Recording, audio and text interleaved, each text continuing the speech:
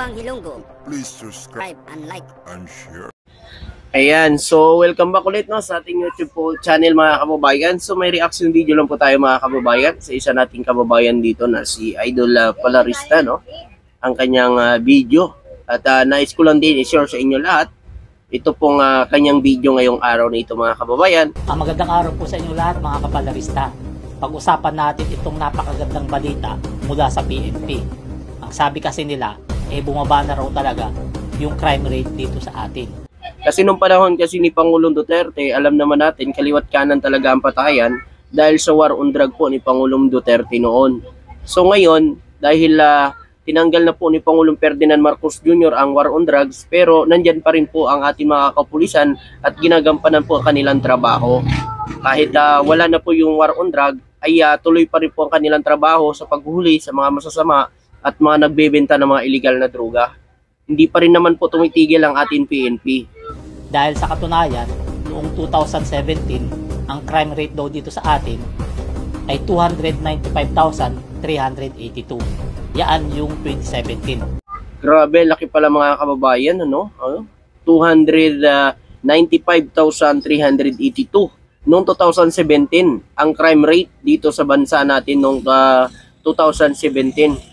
So 1 year lang po yan mga kababayan nung pumasok na yan si Pangulong Duterte. Administrasyon na po ito ni Pangulong Duterte. Tuloy natin. Panahon pa ni dating Pangulong Duterte. At noong 2022, pababa na si dating Pangulong Duterte at kapapasok ni Pangulong Bongbong Marcos. Bali sa taon na to, tig-kalahati sila, tig 6 months. Ang pumasok na crime rate noon ay 207,143. So maabot na lang ng 207,143 noong 2022. So ito mga kababayan ay kalahating taon pala po si Pangulong Ferdinand Marcos Jr. So yung kalahati pa dito kay Pangulong Duterte. Mas mababa siya ng bahagya doon sa 2017. Pero noong 2023, sa isang taon ni Pangulong Bongbong Marcos, mas bumaba pa ang crime rate.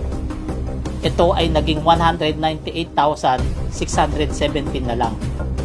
Ganyan po kababa yung mga naitalang crime rate noong 2023. Sa panahon na po yan ni Pangulong Bongbong Marcos. Ang maganda po rito mga kababayan, sa kabila ng mga buhabatikos kay Pangulong Bongbong Marcos, panay trabaho ng kanyang opisina.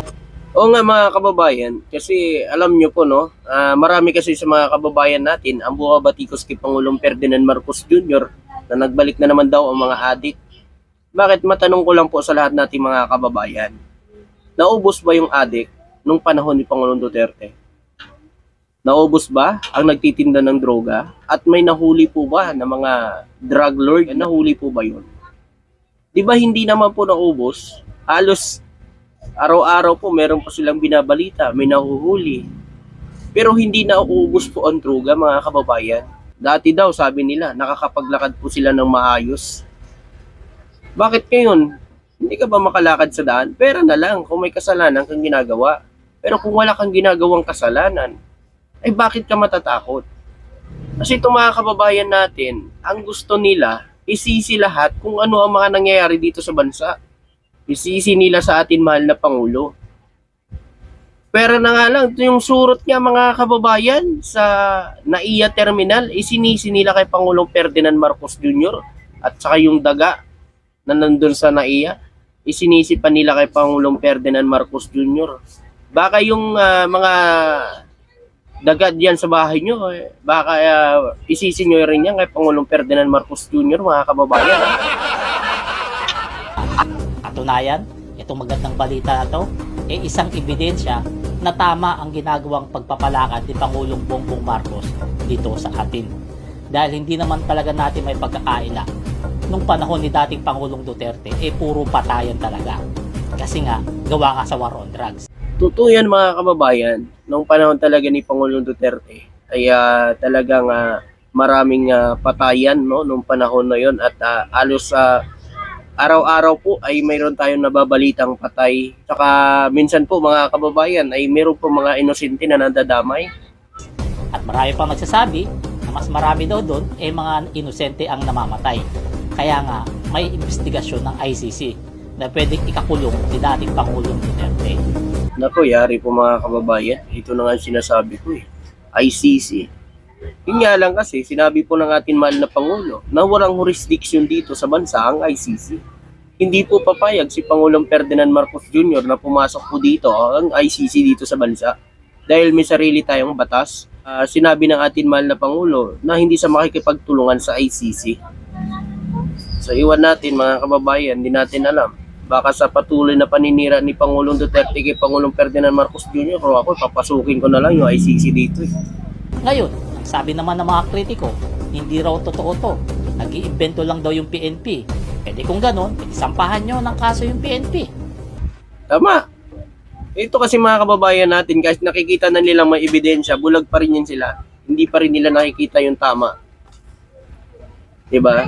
Ganyan yung mga kababayan natin, kahit nakikita na po nila yung ginagawa, katulad na lang, yung ginagawa ng ating mahal na Pangulo, nakikita na nila yung ebidensya.